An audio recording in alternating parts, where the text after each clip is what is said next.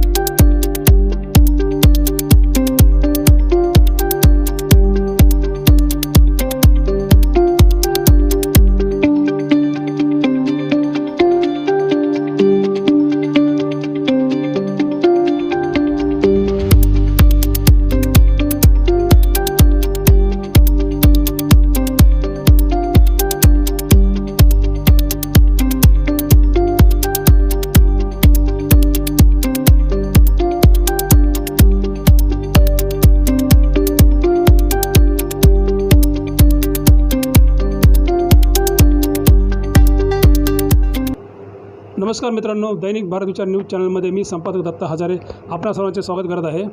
पुणे शहरामध्ये संत ज्ञानेश्वर माऊली असो किंवा जगद्गुरू संत तुकाराम महाराज यांच्या पालखी काल आलेल्या आहेत। आज पुण्यामध्ये मुक्काम आहे।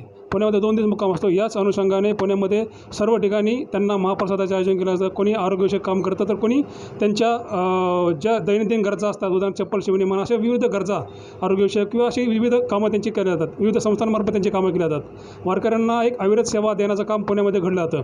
पुण्यामध्ये याच अनुषंगाने आपण आलेलो आहोत नरपेलगी चौकामध्ये। नरपेलगी चौकामध्ये महाराष्ट्र शिक्षक पंचायत आहे। महाराष्ट्र शिक्षक पंचायतचे संस्थापक अध्यक्ष श्री बाबासाहेब कांबळे यांच्या अनुषंगाने या वारकरी संप्रदायासाठी दरवर्षी काही अन्नदानाचे वाटप केले जाते, काही बिस्किटं म्हणा, काय अशी सेवा केली जाते किंवा आरोग्यविषयक सेवा केली जाते। याच धर्तीवर आपल्याला पुणे शहर अध्यक्ष केमसे साहेब आहेत। केमसे साहेबांकडून आपल्याला जाणून घ्यायचं आहे की त्यांनी यावर्षी आरोग्यविषयक कोणते उपक्रम केले आहेत। साहेब नमस्कार, आपलं आमच्या चॅनलवर खूप खूप स्वागत आहे। मला सांगा, आपण यावर्षी काय उपक्रम केलं, आरोग्यविषयक वारकऱ्यांसाठी काय सेवा केली? नमस्कार, मी महाराष्ट्र रिक्षा पंचायत पुणे शहर कार्याध्यक्ष विलास केमशे पाटील।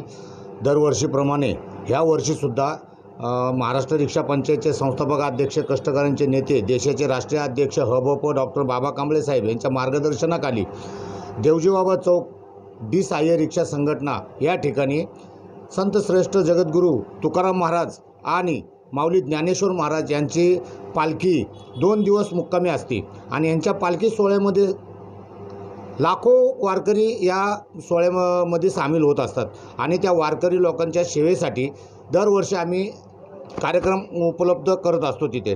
तर जवळजवळ 10 वर्षापासून आमचा हा कार्यक्रम तिथं चालू असतो आणि ह्या कार्यक्रमावेळी आम्ही मोफत आरोग्य तपासणी, मोफत औषध वाटप, मोफत रिक्षा सेवा, मोफत पाणी वाटप, बिस्किट वाटप, अन्नदान आणि मोफत मालिशवाला आहे, बूट पॉलिश, चार्जिंग सुविधा आहे आणि अजून बरेचसे आपण मोफत सेवा देत असतो। आणि या कार्यक्रमाच्या वेळी एवढ्या सेवा देत असताना कमीत कमी नाही म्हटलं तरी आज हजारोच्या वारकरी लोकांना आम्ही ही सेवा मोफत दिलेली आहे।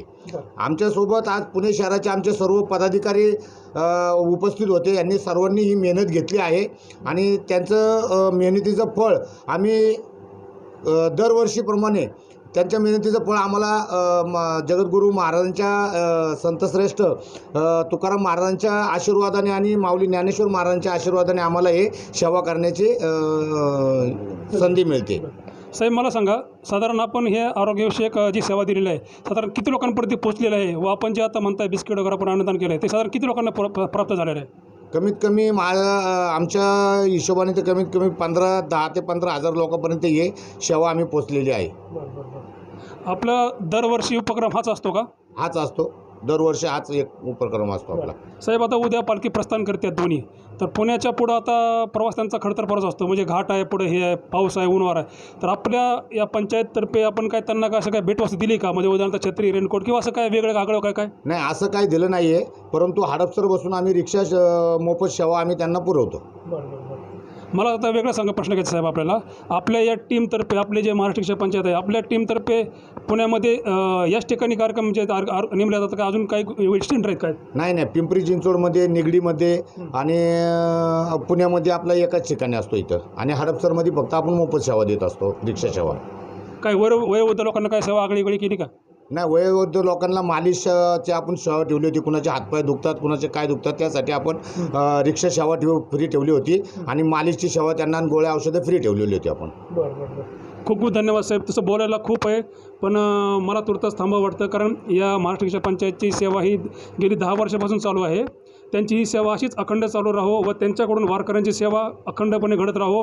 ज्ञानेश्वर माऊली तुकाराम महाराज यांच्या या पालखीला पालखीचे वारकरी येतात, त्यांना पुण्यामधील अशाच निरनिराळ्या संस्था, संघटना या त्यांना अन्नदान म्हणा, आरोग्य सेवा म्हणा, अशाच सेवा पुरवत असतात.